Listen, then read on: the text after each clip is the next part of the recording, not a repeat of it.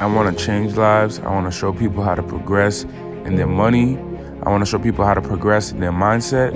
I want to show people how to progress in their brand so that way they can take care of their family, take care of their finances, and experience freedom.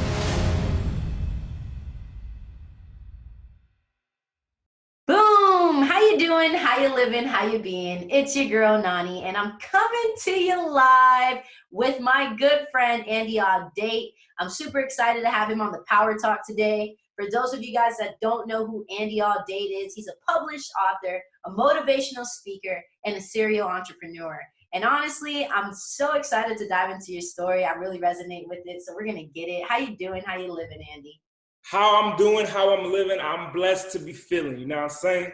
Let's go. I like the remix. You know, you're the first person that came into the Power Talk and actually went with my how you doing, how you living, how you being. So I know it's going to be a good one. But I used to be a rapper back in the day, so like remixing is my thing, you know what I'm saying? So I could remix the remix. You feel? Listen, I used to freestyle. That's like my secret confession is I used to freestyle. I like poetry, and I swear I could spit a beat, a bar or two, but I'll leave that for later on. You like to freestyle, but let me tell you something, Nani, my style ain't free. Oh, let's go. And that's what we're about to learn today is how can we get some of that style that's not for sale? I remember she over here because you put other people on mute, so I see Serena over here. She's like, boom. She's like, ooh, that was hot. It's like you got served. So Andy, you're definitely an awesome man. I love your movement. I love your energy. And what I want to know is who is Andy? Who were you in your childhood? I know you're from Boston. You grew up with two amazing parents. You've had a very wild journey, and it's been a solopreneur journey, and then you created yourself to be such a great leader. Yo, where you get information from? Where did I get my information from? Man, you with the feds? No, man. No, I do my research. I actually am unlike other podcasters. I give a shit who's on my show. I make sure I do my digging because I don't want just anybody around my tribe. Nah, I feel that. That's dope. That's powerful. So I want to just know, tell me a little bit about your childhood. Do you think that your childhood really molded you to become an entrepreneur? Did you have any entrepreneurs in your family that you could replicate, or was this something that you really just honed in on your own? Well, man, first of all, let me tell you about the both and. The both and mindset. I want to give a little bit of value too. But the both and mindset, it's when you can do all things and everything and still be present and still be effective. So in my computer system, I got my main screen here, then I got another screen, then another screen. I got two keyboards here. Why? Because I want to do a lot in a short period of time. So while you were asking that question, someone in my team just said, hey, I need the webinar invite template. Oh, I need more leads. And I'm like, okay, boom, let me get that done for you. Let me delegate that to somebody so we can get that business done and still be here with Nani. So we're talking about both and I wanted to give y'all people a little nugget. Some people have an either or mentality. Oh my gosh, I'm on the podcast. My business must stop because I'm on the podcast. You know, oh my gosh, you know, I'm at work. I can't be with my wife. I can't be with my girlfriend. I can't talk to my mom. I can't talk to my friends. I'm at work. I'm about having a both and mentality, not an either or mentality. But background about me, I come from an impoverished environment. I say that word keenly. Why? Because growing up from poverty, it was a mental shift more than a financial shift, if anything. Yep, I agree. I come from the East Coast, the smallest state in the country, Rhode Island. And I was raised in the smallest city in the smallest country. Complete crabs in a bucket.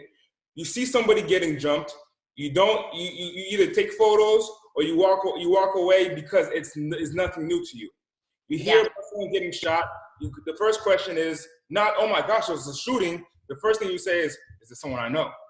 If it's not, hey man, that thing happened every day. Impoverished area. And I had to do what I had to do to get out of it. I love that. And I know that there's some pivotal points in your childhood that I really want to talk about that I was actually really intrigued by. So I know that you come from a bullying background. I myself have a condition that's I have a torn brachial plexus, so I have an Erb's palsy on my arm. I could turn this arm this way, can't turn it this way. So I was always called robot arm when I was younger. Word. And you got bullied up until you were 13. And I thought it was powerful that at the age of 13, you were suicidal, but the power of prayer and the power of having a belief kind of talked you out of it because of the going based off of biblical reasons. Now, being 13 years old, I just recently had Bedros Kulin on here, and we were speaking about suicide and how a lot of people fight silent battles. And you fought a silent battle for over 5 years. Although you did come from an impoverished background, it lets it be known that everybody has battles that they face, insecurities that they face. And that was something that you took on. Now, I know that you, quote unquote, had man boobs, and it was something that you got bullied about. It was something that you were terrorized about, and then it was something that you try to take care of on your own. You were in a gurney for 5 years, and you stated that it helped mold you to who you were.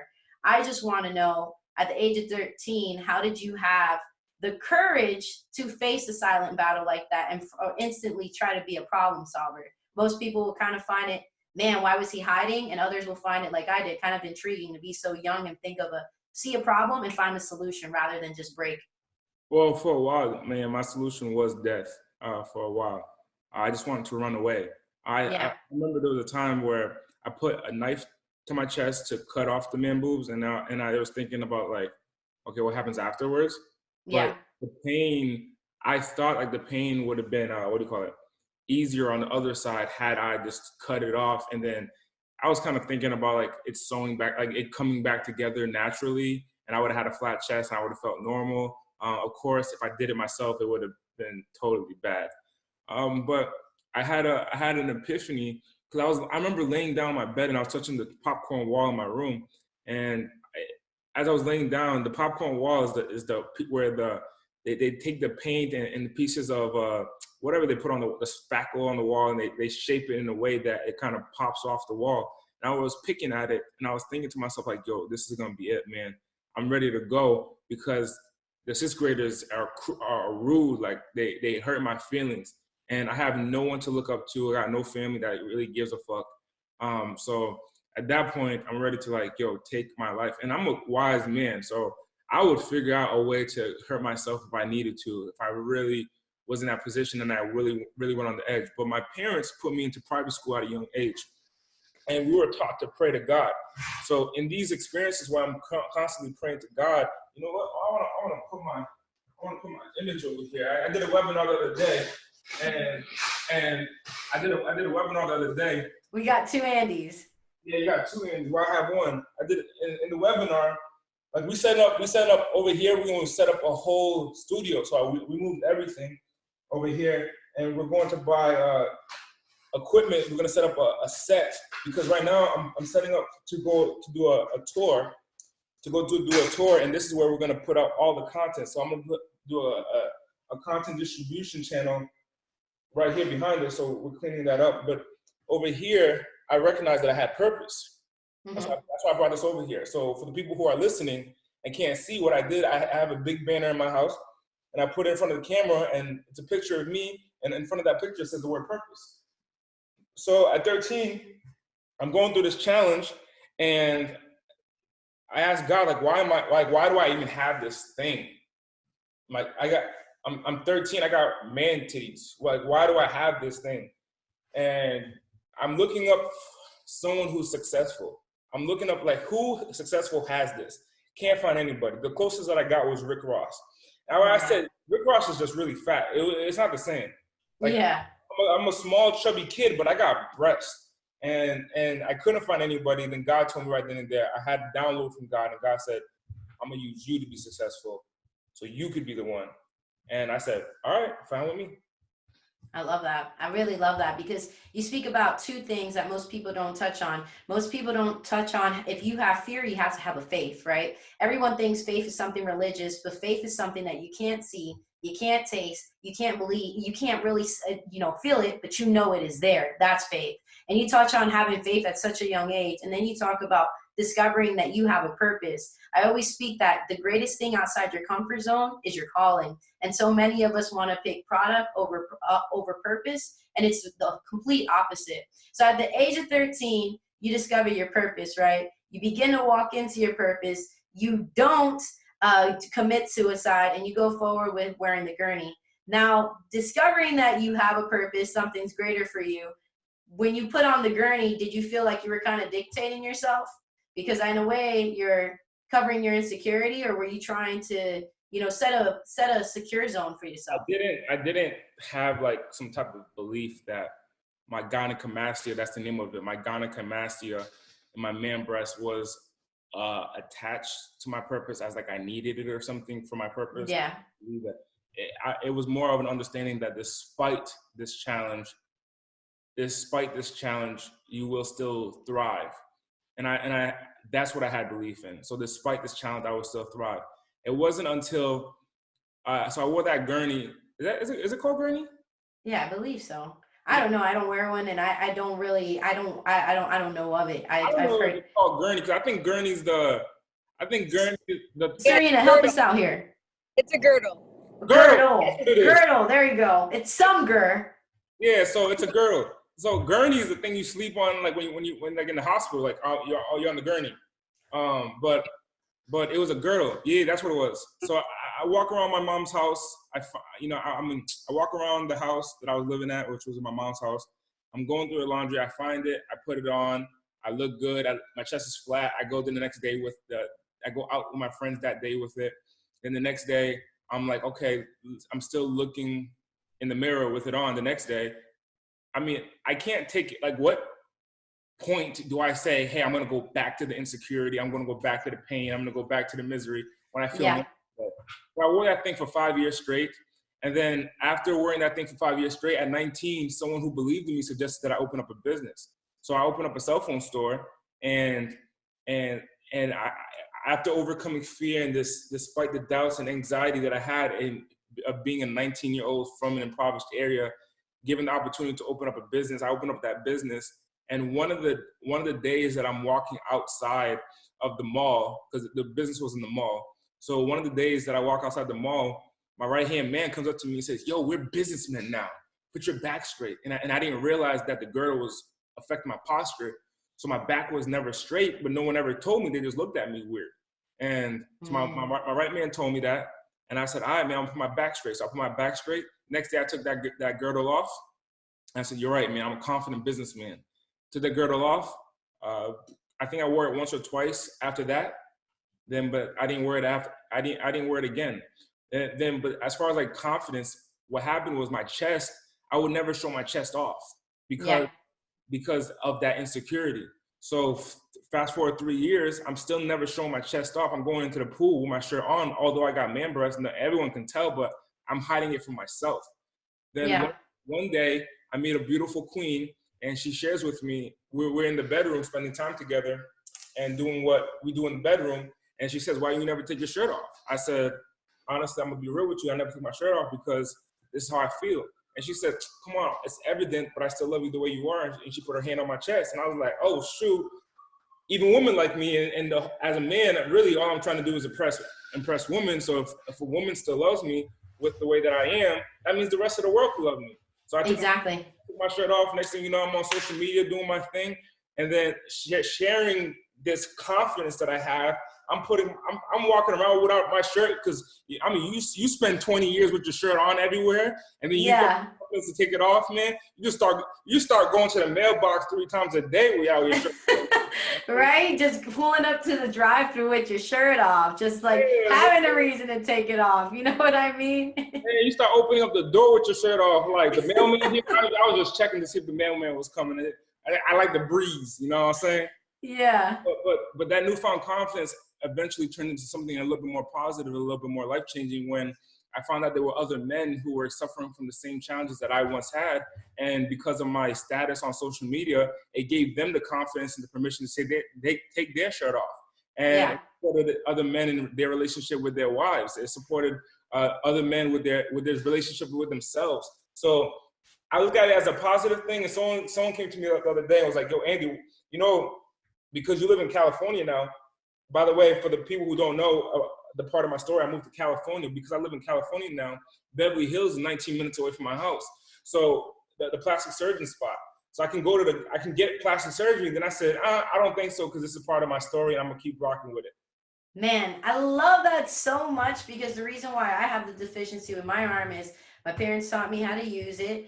I always ignored the noise. I still was capable of doing everything they told me I couldn't. They asked me to do a surgery and give me a 50-50 chance of having my arm just be dead or having to teach myself how to use it. And I'm like, I'm 16 years old at this point. I've taught myself how to use it. I'm just going to keep it. 25 years old now, I still have my arm the way it is because there's other people that are facing the same challenges as I am. And who am I to change up my story, So I really admire that about you.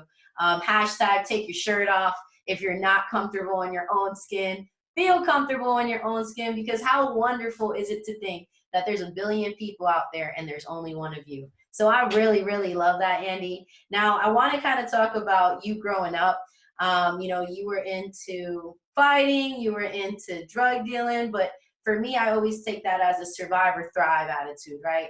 For me, everyone knows my story as turning my mess into a mission. I used to be a drug dealer, drug user, delinquent, dropout, had a kid, and I turned my mess into my story, and I turned my mess into my mission. And I really love yours because at the age of 16, you stop drug dealing.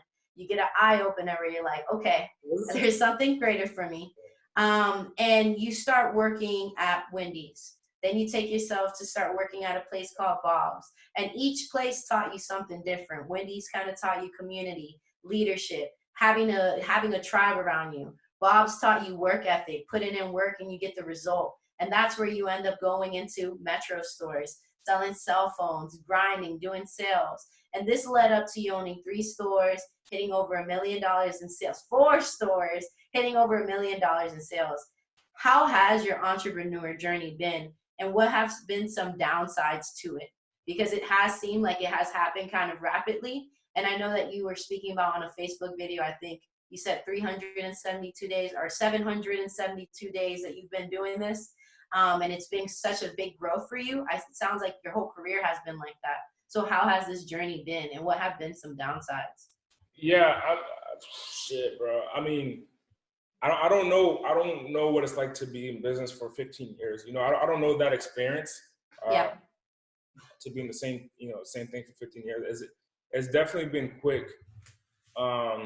And the downside is the transition into longevity, and focus on longevity. Because I started as like I would say legal right to entrepreneur at 19, like with legal businesses with CPAs and attorneys and all that stuff at 19.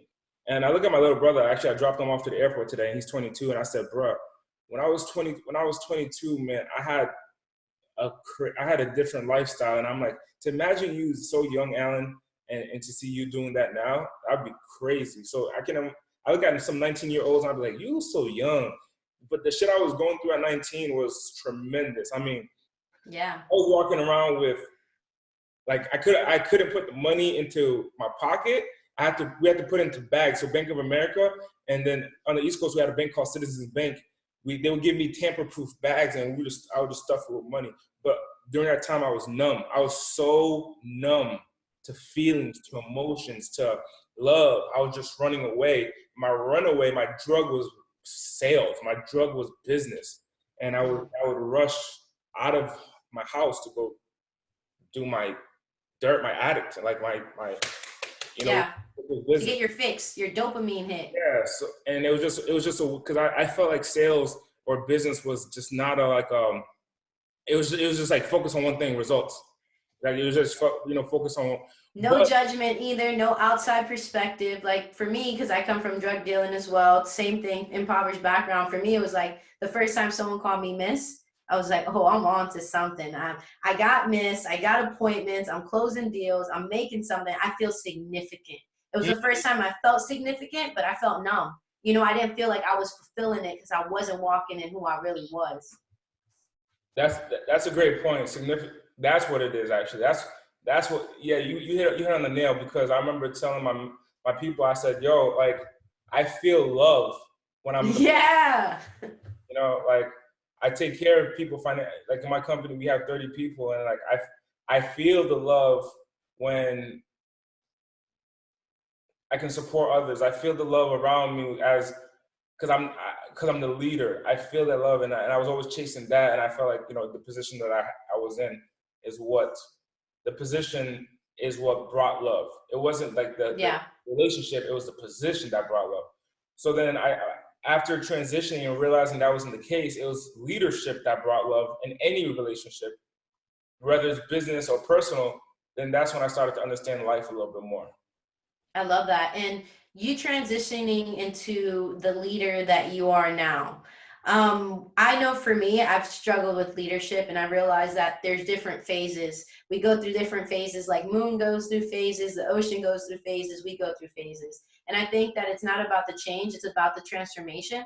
And becoming a leader that you are, what has been a pivotal point in your leadership factor? You just stated that you have, 30 employees. What's something that you struggle with, and what's something that you've gotten better with that you realize is really important in leadership?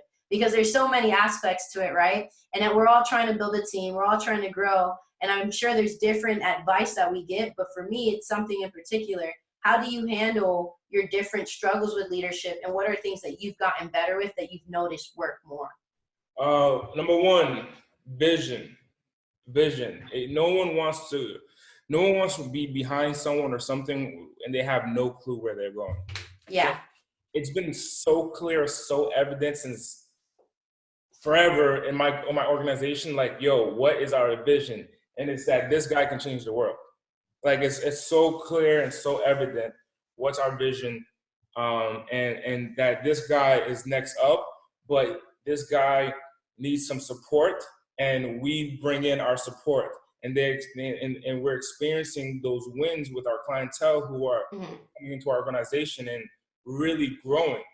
So I want to know client performance updates. I want to know who's thriving in our organization personally. For example, one of my senior sales marketing managers, she's 21 and she's pushing. I mean, she started with me, then she's now going into her first rental property. She makes more than her parents. So I see that, I'm like, yo, that pushes me to continue to grow at a rapid pace, to give other people that opportunity. So number one is going to be vision.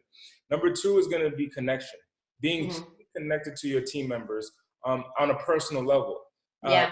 This morning I learned about the difference between power distance in India. So I talked to this man who is, I'm in a discussion with him about him being a client, doing a deal with him.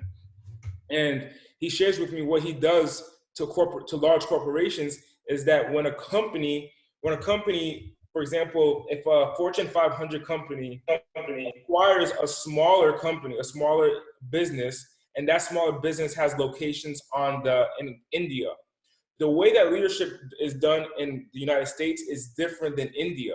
So an example that he shared with me was that in America, it's more collaborative, where the leader sits at the end of the table, but the whole team is looking at a project and saying, hey, let's think about it together. But in India, based on my understanding from that conversation, is that the way that it's done is that there's the boss is a spectator and telling people what to do. So the United States has collaborators, and India has, hey, you're the boss. So when an organization gets purchased and a leader from America goes to India to work, they're like, hey, let's collaborate, let's work together. And the people at the company is like, what are we doing? So it's that connection with each person to say, hey, I want to be very clear on the vision. I want you to know what to expect. That's number two. So connection. Number three is going to be vulnerability. Look, my company is small. My company is small as hell. We tiny. And there's a lot of challenges that I can't see. There's a lot of challenges. And I tell my team straight up, I say, guys, I'm not perfect. And I acknowledge when I'm not perfect. Like this morning, I came into a meeting at 9:01 a.m. Our meeting starts at 9 o'clock. So my senior marketing manager, because I hold that culture that we are at the top, we're at the high range in our industry, that, hey, if you're not here at 9 o'clock, you're late. So she came up to me, she's like, hey, why were you late? So I became vulnerable, and I said, hey, this is what was a challenge. This is what was in front of me. So I'm just being real with you guys. Also, hey, I'm being real with you guys, like when I don't know the answer to something. Yeah. I'm being real with you guys when I'm being challenged right now. Hey guys, I'm being real with you when, God, I don't know what's next. Hey guys, I'm being real with you that there's a challenge in front of us. And I know it's my responsibility to take care of the challenge. And I'm being real with y'all. I'm scared. And my team looks at me and is like, yo, we ride for you, bro. We're gonna take you, like, I'm here for you, man. So these things is what's pivotal for me for a leader, because there's another photo, there's another one of these banners that I got, and it's a picture of me holding a cigar. So if you've ever been to the Progression Conference, it's a picture of me holding a cigar where I'm just like this, right? Because that's who I thought was a leader. The cigar in your mouth, no feelings, numb, boss. I don't give a fuck about the people that work for me because they work for me. I'm the head honcho. That's who I thought was a leader. That was never me naturally. That's who I thought was a leader. So I acted as who I've seen on the TV. And then I thought that was facts.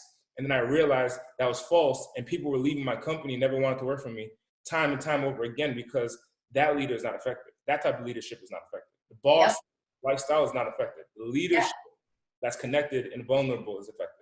The difference between a boss and a leader is a boss says go and a leader says let's go. That's one of my favorite quotes, because I truly believe that as well, is that so many people have the wrong mindset. They see something and they want to be it. And today I was talking about having people that reinforce the present in you, and having people that reinforce the future in you, and having people around you that suck your energy, that actually help you drain your gaps when you're going through a gap. It's not going to help you, especially when it comes to your leadership skills. So I love that you stated that, man. And you're definitely a real demonstration of what a leader and turning your mess into a mission is about.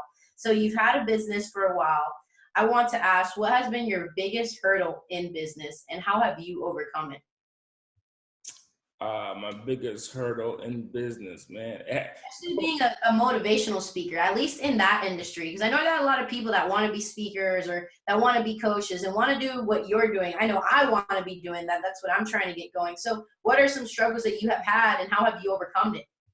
I think self-doubt is going to be the number one thing. Self-doubt. Like from a personal development standpoint, it's going to be self-doubt, but from a systematical and technical standpoint, it's going to be scaling. But the number one thing before even scaling or sales and marketing is going to be self-doubt, because that's where the pivotal moment takes place, because that's when you're at the point of, I'm doing this and I'm not. And that's where people's lives get fucked up. It's not the bankruptcy. It's not the lawsuit. It's not the money or whatever. It's I'm doing this or I'm not. So what I found is that I'm very reliant on myself because I'm boisterous. So if you're around me, bro, I think I'm the shit, bro. I'm fucking confident as hell, bro. And the reason why is because ain't no one telling me. No one telling me I look good. You didn't come on this podcast and say, Andy, you look handsome today. I had to come on this podcast and say, Andy, I look handsome today. So me recognizing that in my life, when there's constant challenges and it is constantly getting pushed, like, you're not good enough. Andy, you're 25, you're too young, you're black, you're overweight, you're from the hood, you're a college dropout. All this shit that's coming on top of me that the world is saying, that social media is saying, that the news is saying about me. Like the news essentially is telling me to be fearful to go drive on myself, you know? All these things that are opposed against me, I oppose it with the words that come in my mouth, because life and death is in the tongue. So I oppose it with the words that come in my mouth, and I just say, look, your boy's on purpose, man. Your boy handsome, man. And then to the point where I either convince you or I convince myself. Or I just do both. It's intentional growth or incidental growth. So I really, really love that. Now, what characteristics or skills would you say have been pivotal to your growth? Besides the confidence, what are some hard skills or soft skills that have helped you excel in your career or helped you excel with your entrepreneur journey? Sales. The ability to qualify, present, and close. No, actually just close. I love that. The ability to close, man. I said to somebody, I said, you could put me into you could drop me in Tucson, Arizona. Just drop me up in Tucson, Arizona. Just give me a bag in Tucson, Arizona. In 30 days to 60 days, you're gonna come into my nice lavish apartment, right? I'm gonna be like, yo, let's go in the jacuzzi, man. I got something to tell you what I've been through in the last 60 days, man. This shit was crazy. Let me tell you what I've been through. The ability to qualify, the ability to present opportunities, the ability to close. the ability to persuade, the ability to influence, and the ability to set that confidence. Because I remember my first day I did cold calls. So in our system right now, let's see, this month so far in our system, as of 4:08 p.m. Pacific Standard Time, January 11th, my organization has made 5,284 calls in the last 14 days. In 14 days. As of now, I still have people on the phone as we speak. But my first day, which was 2017, my first day, I did 13 calls and I went to bed. I said, I can't do this, man. Absolutely not going down like that. What do you mean? I said, I can't do this. I was at home. I said, I'm gonna work from home. I remember I put on a tie because they said, even though you're working at home, look good. So I said, okay, I put on a tie. I look in the mirror. I have to get ready for the day. So I start stretching. I start doing my stretching. I gotta mix my breakfast, do my yogurt. I meant to get prepared. Now I was supposed to start calling at 9 o'clock in the morning. I woke up at 8 to get ready because I work from home. It's only take me an hour. Man, I didn't start calling until 1 o'clock. I was getting ready the whole time. And then 1 o'clock comes around, I do 10 calls. I got hit in the face so many times. No, we're not interested. No. And then I'm like, by the 12th call, I'm like, hello? And then the 13th call, you picked up, hey, how are you? And then they're like, yeah, we're not interested. And I said, okay, man, I'm going to bed. Fuck this. Yeah, it's hard. You got to have thick skin for sales. I think that if you come from cold calling, I come from call centers. So for me is if you door knock or can do over the phone sales, you are a killer. So I have a question for you, and this is more a perspective question, just to hear what your definition would be. How do you define success? I define success in my life with the simple fact that I can use my story, my experiences to support other people in their growth. And they genuinely feel that they have progressed. I think that the only reason people are enjoying life is because of their progression. It's when you see people who are totally sad and suicidal or whatever, is because they haven't progressed in a certain area in their life. But when I recognize that there are people that look at me and they say, yo, because of you, I have progressed in this specific area or this specific area of my life that I couldn't break through. And because of you, I did that. That means I'm successful. So I'm not, I don't find myself happy if I'm the only one progressing. Like in my circle, everyone got to progress, man. Like one of the questions that I ask in my company, we ask this on a daily basis. Like we have a call in 20 minutes from now on Zoom. And one of the questions I'm going to ask is, how did you progress today? I'm going to go on the lines to every single person. How did you progress? How did you progress? And everyone's going to say, I progressed like this. And it's a daily thing because if you're not progressing, you're dying. If you're not progressing, you are going backwards. You are essentially regressing. If you're regressing, that's when death is around the corner. Death of your business, death of your life, those personal challenges. And it's when you can think back to like, oh, I told Andy the way I progressed today was this. So you know what? I actually am moving forward because the devil is a lie. Yeah, I love that. That was powerful. And for anybody listening to this, run that back, man. Run that back because that was probably the biggest bomb that was dropped. And I love that perspective on it. Now, I want to know tell me a little bit more about the Progression Conference. How did you hone into wanting to create your own seminars or create your own conference, your own community? And tell the listeners a little bit more about it and how we can get engaged with that. Well, from your point of view, so it shares. My understanding is that you know little about it. So from your point of view, what is the Progression Conference from your point of view? Well, what I've seen of it, because I haven't been involved with it, I haven't seen much of it. What I've seen, it's just kind of like a mastermind for motivation and business strategies. And I'm really big on masterminds and seminars and conferences. I love to learn. So it just looks like another culture that's based on your teachings on business strategies and motivation. So when I was on the East Coast, when I was living in that impoverished area, I was listening to personal development content. I was in 2014. I'm in the parking lot of my school, of my college. I just graduated high school, and I'm in the parking lot, and I'm saying to myself, like, yo, I don't want to go into the school right now. And I start listening to Eric Thomas. Yeah. Listening to Eric Thomas, I'm starting to see a better life for myself. I see myself as a businessman. I see myself as, just this positive individual. I see myself with the right group of people. And Other people in my area didn't see positive for themselves. They didn't see better for themselves. And I questioned why was that? So when I started that company, I called the company, the cell phone company, I called the company Progression Wireless. Progression Wireless. That was the name of the company back then.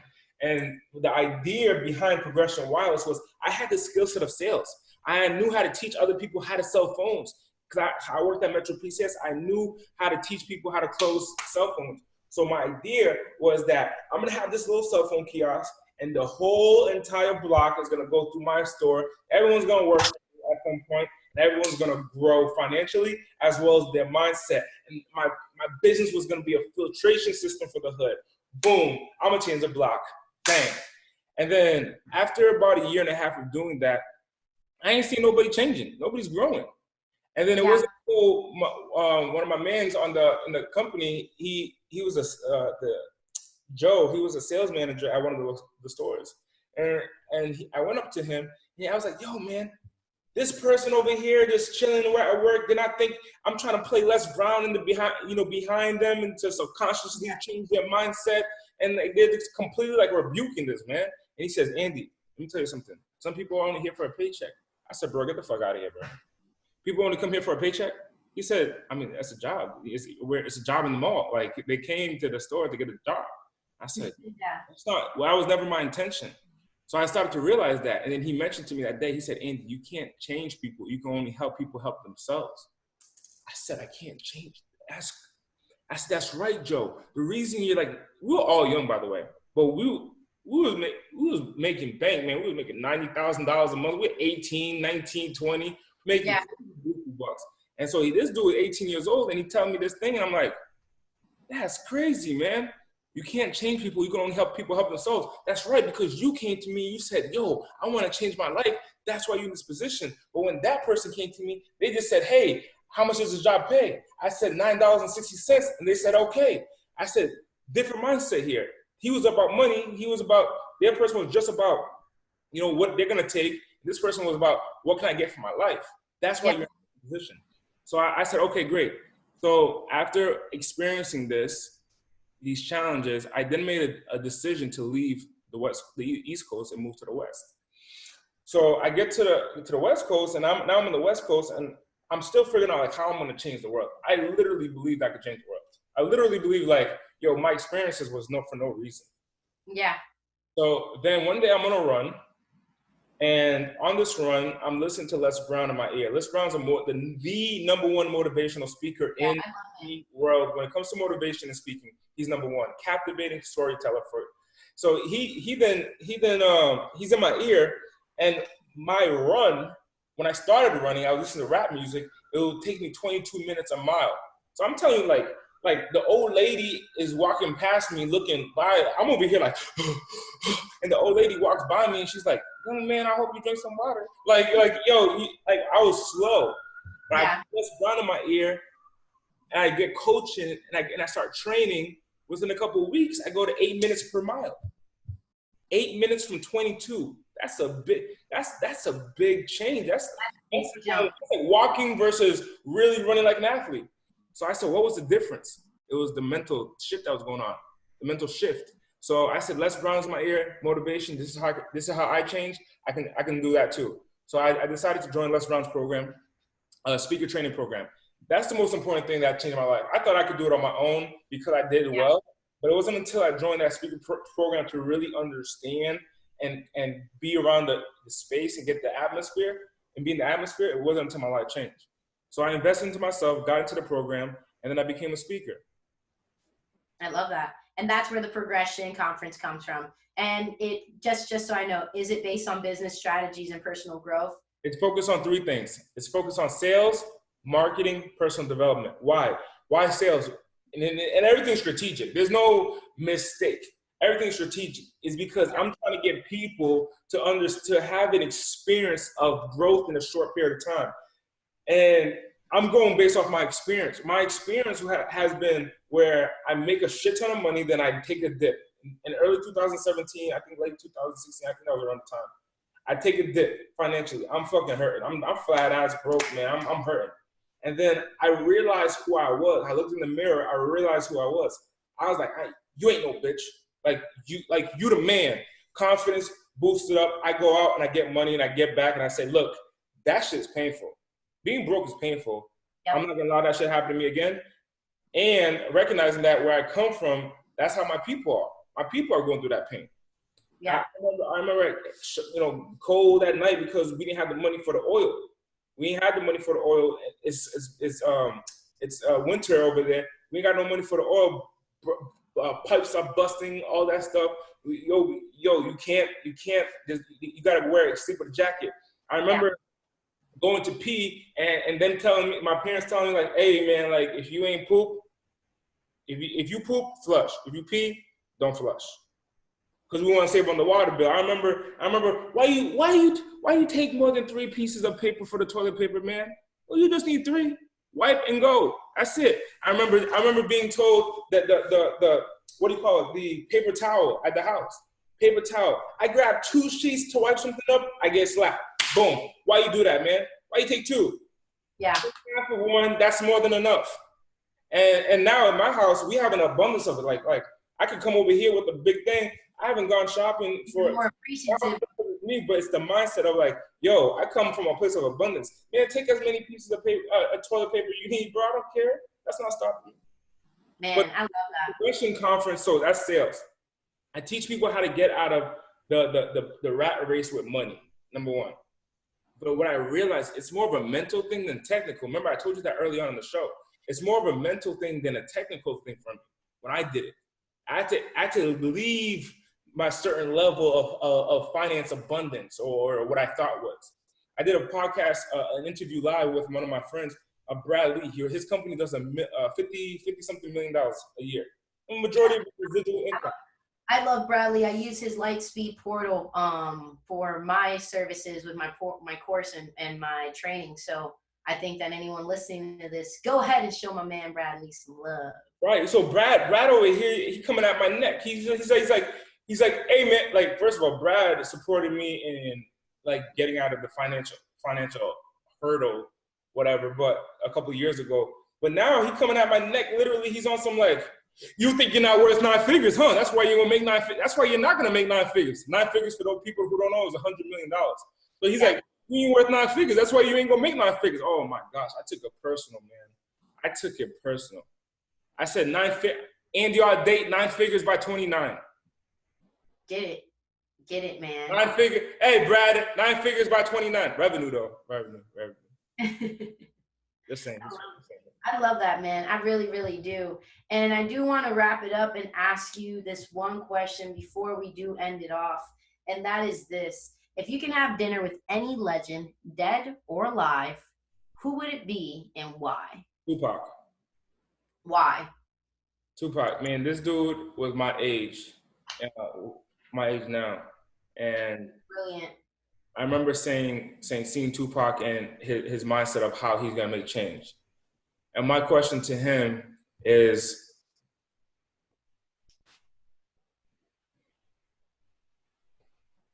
the way to captivate a group who doesn't want to listen to you. How? The way to captivate a group who don't want to listen to you. You know, I have people who share with me, where your voice is not heard, don't talk. Where your voice is not heard, don't talk. And when I created the Progression Conference, when I created my brand, my persona, it was originally, it was created for people who were just like me, coming from impoverished areas. Yeah. When I moved to Cali, I never wore a suit. So you see the picture of me in a suit. I never wore a suit. That one day I got a job. Actually, my assistant was the person who put a blazer on me and started teaching me about wearing suits and stuff like that. But I never wore a suit, so I didn't know who I was, first of all. I didn't know who I could have become. Yeah. And I originally became this persona, this personal brand for my people on the East Coast back home. I was like, yo, guys, like I'm telling you, you can progress. Get your money up. So I started teaching people about sales, how to get your money up. But what I realized was stopping people was their mindset. It wasn't the technique, it was their mindset. I said, number 2, you gotta market yourself. You gotta get out there and get in front of people. You gotta get known. You gotta get on, you gotta start talking to people. Then I said, the last thing is the personal development. which is going to be the most important part. But personal development is when you're overcoming these challenges, number one, you got to change your mindset to expand. You got to change your mindset to expand, number one. And number two, you got to change your mindset to go up in income. Now you can take care of your family. I'm not talking about me being money hungry. I'm talking about just getting to a point where you can change your life financially and the lives of others that surround you. I love that, man. I really do. Now, if you can, let the people know where they can get more of you from, where they can find you, where they can follow what you're doing, what you're up to, and what your latest and greatest project is. Roberto asked, he said, going back about vision, how can I get clear on my vision and how to find a purpose? I want to talk to my man over here, Roberto, because there's a specific reason he asked that. So in this podcast, Nani got it in a certain way that allows it that people to interact. So this is awesome. I like it. Going back about vision, Robert asked, how can I get clear on my vision and how to find purpose? Here's the number one thing that you need to do.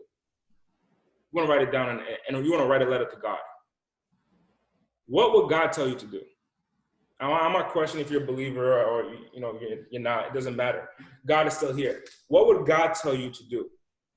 In your best self. I want you to imagine and literally create your best self without those limiting thoughts. Limiting thoughts will come, and here's why.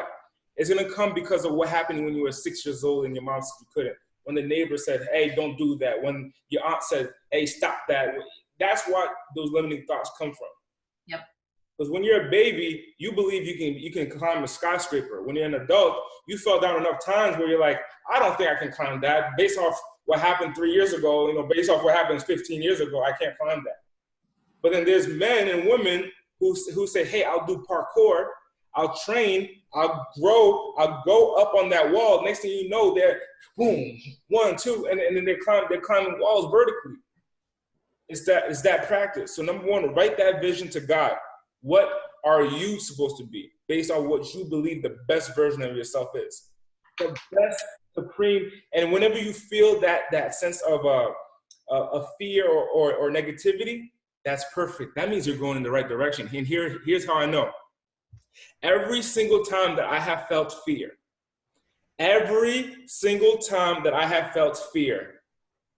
something happened great on the other side.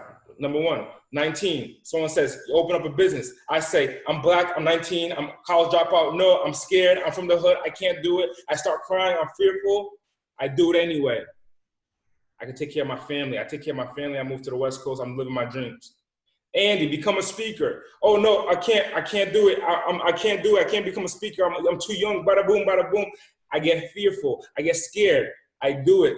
2020. We're doing just $1 million on ticket sales. I'll have 2,000 people in the seats coming to see me speak.